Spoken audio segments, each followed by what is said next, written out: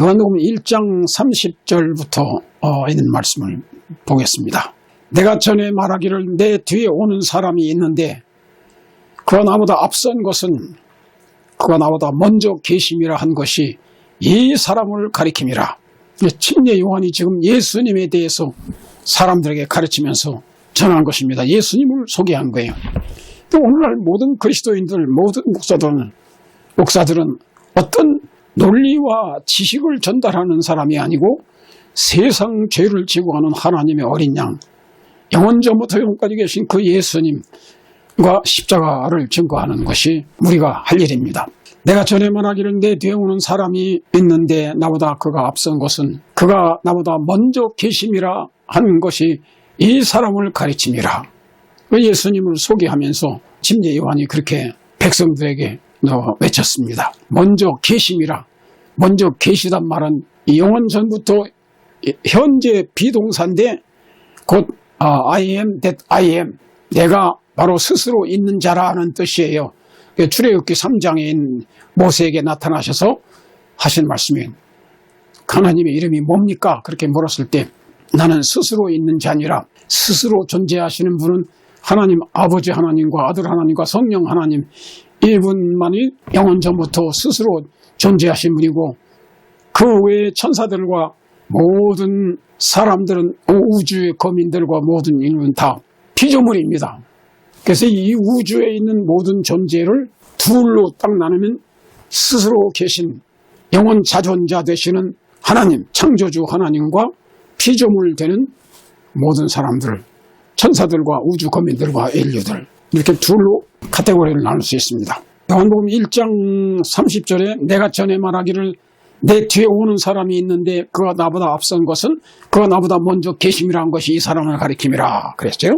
31절에 나도 그를 알지 못하였으나 내가 와서 물로 침례를 베푸는 것은 그를 이스라엘에게 나타내려 함이니라. 세례 요한, 침례 요한이 물로 침례를 베풀고 회개하라고 외친 것은 그 예수님을 이 세상에 나타나기 위해서 성령으로 침례를 주실 그 예수님을 사람들에게 소개하는 것이 목적입니다. 32절에 요한이 또 증언하여 이르되 내가 봄에 성령이 비둘기같이 하늘로부터 내려와서 그 위에 머물러 있더라. 나도 그를 알지 못하였으나 나를 보내어 물로 침례를 베풀라 하신 그분이, 그 하나님 아버지가 나에게 말씀하시되 성령이 내려서 누구에든지 머물러 있는 것을 보거든 그가 곧 성령으로 침례를 베푸는 이인 줄을 알라 하셨기에 내가 보고 그가 하나님의 아들이요 구세주요 성령으로 침례를 베푸신 분인 것을 증언하였노라. 그렇게 말했습니다. 그래서 오늘날 우리가 다 침례 요한처럼 오늘날 목사들과 모든 복음 전도자들은 먼저 영원 전부터 계신, 스스로 계신 예수님을 증거하고 또 성령으로 침례를 베풀 구주, 세상 죄를 지고 가신 십자가에서 다 갚으신, 다 이뤘다 하시고 그 예수님을 증거하는 증인들이 되시길 바랍니다. 그런데 이 침례 요한이 예수님에 대해서 몰랐었는데 하나님께서 말씀하기를 성령이 형체로 나타나서 침례 요한이 예수님에게 침례를 베풀었을 때 그때 비둘기 같은 형체로 성령이 예수님 머리 위에 임재하는 것을 봤어요. 하나님께서 그 사람이 바로 성령으로 침례를 주실 분이다. 근데 그대로 됐어요. 그리고 하늘에서 소리가 났어요. 이는 내 사랑하는 아들이요 내 기뻐하는 자라. 하나님 아버지의 음성을 직접 들려주셨습니다. 그리고 예수님은 그 물 가운데 침례 받고 일어나셨고 성령님은 예수님 머리 위에 비둘기 같은 모양으로 임재하시는 것이 보였습니다. 그래서 여기서 삼위일체 하나님이 동시에 나타났습니다. 아버지 하나님, 성부 하나님은 하늘에서 말씀하셨고 아들 하나님은 땅에 인간으로 오셔서 침례를 받고 물에서 올라왔고 제3위 성령은 비둘기 같은 형체로서 예수님 머리 위에 임재하시는 것, 동시에 성부와 성령과 성자가 나타나셨습니다. 삼위일체 하나님. 그래서 나도 그를 알지 못하였으나 내가 와서 물로 침례를 베푸는 것은 그를 이스라엘에게 나타내려 함이니라. 32절 요한이 또 증언하여 가로되 내가 보매 성령이 비둘기같이 하늘로부터 내려와서 그 위에 머물렀더라. 33절 나도 그를 알지 못하였으나 나를 보내어 물로 침례를 베풀라 하신 그분이 하나님 아버지가 나에게 말씀하시되 성령이 내려서 누구 위에든지 머무는 것을 보거든 그가 곧 성령으로 침례를 베푸는 이인 줄 알라 하셨기에 내가 보고 그가 하나님의 아들이심을 증언하였노라. 이렇게 이제 명백하게 말을 예수님을 증언을 했습니다. 그래서 제가 오늘 이 시간에 여러분과 함께 말씀을 나누면서 강조하고 싶은 건 뭐냐면 침례 요한처럼 오직 성령으로 침례를 베풀 예수님만 증거하고 세상 죄를 짊어지고 갈바리로 가셔서 죄값을 갚으신 그 하나님의 어린 양 예수님만 증거하고 그리고는 또한 성령으로 침례를 베푸실 분이 바로 예수님이다. 우리 목사들이 세례를 주고 침례를 주는 것은 충분치 않습니다. 구원받기에 충분하지 않습니다. 물과 성령으로 침례를 받아야 됩니다. 그러니까 오늘날 침례를 받는 모든 분들은 성령으로 침례를 받게 해달라고 기도하시기 바랍니다. 우리는 날마다 아침마다 성령의 충만한 침례를 받아야 되는 것입니다. 에베소 5장 18절에 보면 너희 성령의 충만함을 받으라 그렇게 명령하셨고 사도행전 1장에 보면 아버지께서 약속하신 성령의 침례에 대해서 이제 말씀했습니다. 그래서 이것이 누가복음 11장 13절에 보면 너희가 악할지라도 자식들에게 좋은 것을 줄 알거든 하물며 하늘에 계신 너희 아버지께서 좋은 것을 주지 않겠느냐. 그리고 다른 성경절에 보면 성령을 주지 않겠느냐 그렇게 말씀했어요. 그래서 우리 모든 그리스도인들이 정말 중요한 것은 성령의 침례를 예수님께로부터 받아야 되고 그것이 한 번 성령의 침례를 받는 것으로 끝나는 것이 아니고 날마다 계속적으로 누가복음 11장 13절에 보면 거기에 그 동사가 구하는 자에게 어찌 성령을 주지 않겠느냐. 이게 헬라어 원어로 현재형 동사로 했는데 그것은 끊임없이 성령을 구하고 끊임없이 성령의 침례를 받아야 된다는 그런 뜻으로 현재 완료형 동사를 사용하신 것입니다. 그래서 우리 모두가 다 정말 날마다 예수님께로부터 직접 성령의 침례를 베풀어 달라고 기도하시기 바랍니다. 여러분 사람이 숨쉬는 것, 공기로 숨쉬는 것은 날마다 계속적으로 자는 동안에까지라도 우리는 이 산소를 흡수해야 삽니다. 물도 매일 마셔야 되는 것이고 또 음식도 매일 하루에 3끼 혹은 2끼 음식을 먹어야만 육신적으로 살 수 있는 것이 그와 같이 영적으로 성령의 침례를 충만하게 받는 날마다 성령의 충만함을 받는 그런 경험을 꼭 해야 되는 것입니다. 그렇지 않고 옛날에 몇십 년 전에 몇 년 전에 침례 받은 거 그래가지고 성령으로 충만함을 받았던 그 경험을 했다 하더라도 그것이 날마다 계속되지 않으면 다 식어버려요. 여러분들 뜨거운 물 뜯어놓으면 자연적으로 식잖아요. 그 다음에 다시 또 뜨거운 물을 데우지 않으면 그것이 찬물로 변하는 것입니다. 그와 같이 오늘날 그리스도인들도 옛날에 뜨거웠던 그 열정과 사랑이 있었다 할지라도 오늘 다시 성령의 충만한 침례를 받아서 마음이 다시 성령의 불로 뜨거워지는 그런 경험을 매일 해야 되는 것입니다. 매일 성령의 충만한 침례를 받지 않고는 우리 그리스도인이 처음 사랑과 처음 열성, 초대교회와 같은 그런 사랑을 실천하는 성도들이 될 수가 없는 것입니다. 우리 모두가 다 성령으로 충만한 침례를 받게 되기를 바랍니다.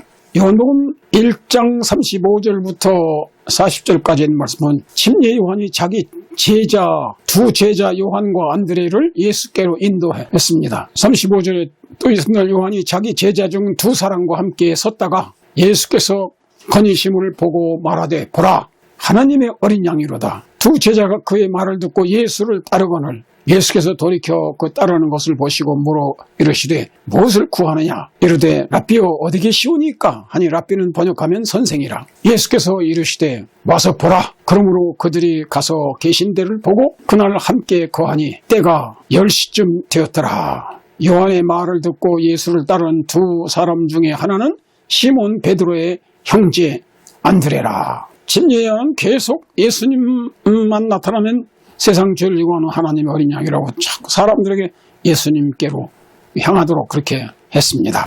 자기 두 제자 사도 요한과 안드레, 이 두 제자가 침례 요한의 제자였었어요. 근데 자기를 따르는 사람들을 예수님께로 인도했습니다. 두 제자와 함께 섰다가 예수께서 이렇게 건의심을 보고 말하되 보라 하나님의 어린 양이로다. 이 두 제자가 그의 말을 듣고 예수를 따르거늘 이렇게 해서 이 침례 요한은 자기를 추종하는 침례 요한의 제자들을 죽을 때까지 계속 지키고 보호하는 것이 목적이 아니고 그 자기를 따르는 제자들 예수님께로 인도하는 것이 목적입니다. 그래서 목사들과 평신도 전도자들은 교인들이 자기를 따르도록 할 것이 아니라 예수님을 따르도록 하나님의 어린 양 되시는 예수님을 따르도록 계속 우리는 모든 교인들에게 유일한 구세주 예수님을 증거해야 되는 것입니다. 그래서 이 두 제자가 침례 요한의 말을 듣고 예수를 따르거늘 예수께서 돌이켜 그 따르는 것을 보시고 물어가라사대 무엇을 구하느냐?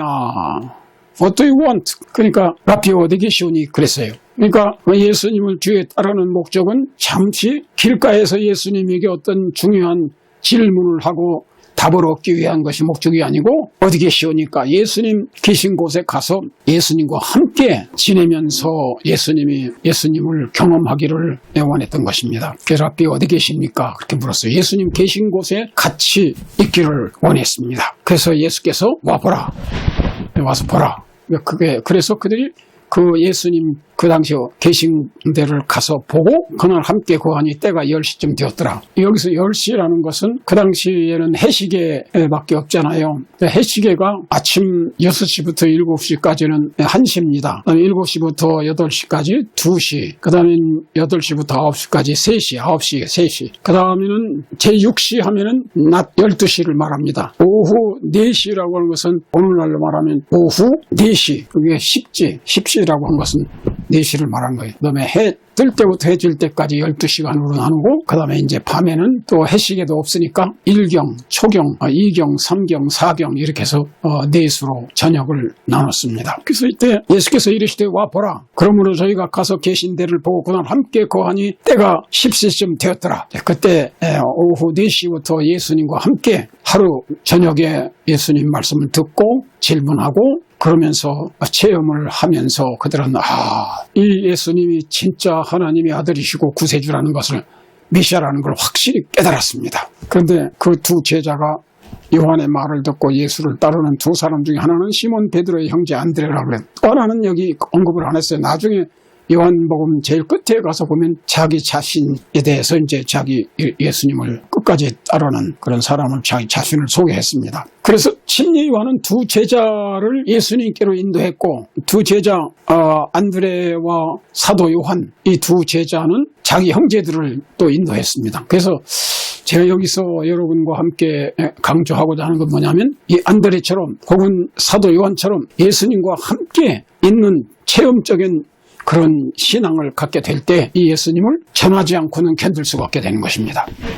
그래서 요한복음 1장 40절로 42절에 요한의 말을 듣고 예수를 따르는 두 사람 중에 하나는 시몬 베드로의 형제 안드레라. 그가 먼저 자기의 형제 시몬을 찾아 말하되 우리가 메시아를 만났다 하고 메시아는 번역하면 그리스도라. 데리고 예수께로 오니. 그래서 우리들이 예수님과 함께 체험적인 믿음으로 예수님과 함께 성경 말씀을 읽으면서 기도하면서 주님과 함께 체험적으로 예수님이 진짜 하나님의 아들이요 유일한 구세주라는 것을 확실히 깨닫고 믿게 되면 그때부터는 자기와 가까운 친구에게 형제에게 전도를 안 할 수 없게 되는 겁니다. 그래서 모든 그리스도인들이 예수님을 체험적으로 자기의 개인의 구주인 것으로 확실히 알고 믿는 사람은 즉시 그 다음날부터 전도를 하게 돼 있어요. 예수님이란 분이 얼마나 이 우주에서 귀하신 분인가 유일한 구세주 예수님을 알고 가만히 있을 수가 없습니다. 그 예수님을 모르는 사람들에게 전도하고 싶은 마음이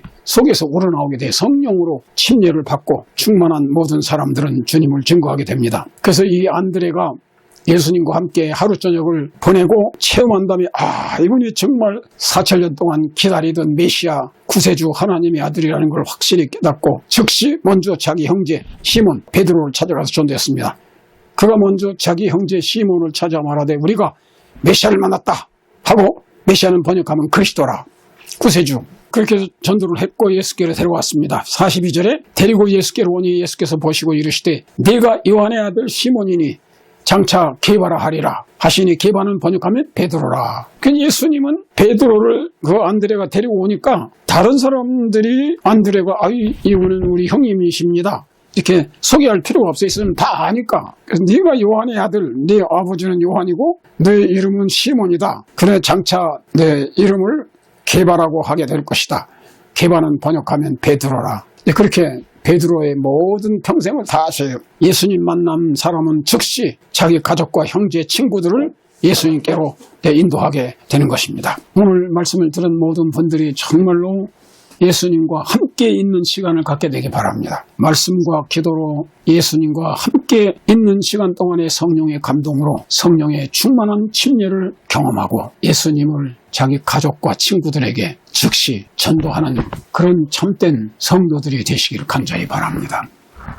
잠깐 기도드리겠습니다. 하나님 아버지, 침례 요한이 자기를 증거한 것이 아니고 오직 세상 죄를 지고 하는 하나님의 어린 양 예수님만 증거했고, 자기를 따르던 제자, 두 제자 안드레와 요한을 예수님께 인도해서 보라 하나님의 어린 양이로다 증거했던 것처럼, 그리고 그 사도 요한과 베드로, 그 안드레가 그날 예수님과 함께 있는 체험을 가지고 예수님이 하나님의 아들이요 구세주라는 걸 확실히 깨닫고 나서 즉시 안드레가 자기 형 베드로에게 전도한 것처럼 이 말씀을 듣는 우리 모든 그리스도인들, 모든 성도들 정말로 예수님을 알고 성령으로 거듭나서 기쁨이 충만하고 이 온 우주보다도 귀한 보석과 보배 되시는 예수님을 알지 못하는 사람들에게, 친구와 친척들, 형제들에게 증거하는 참된 증인들이 다 되게 해 주시옵소서. 예수님의 이름으로 간절히 기도하옵나이다. 아멘.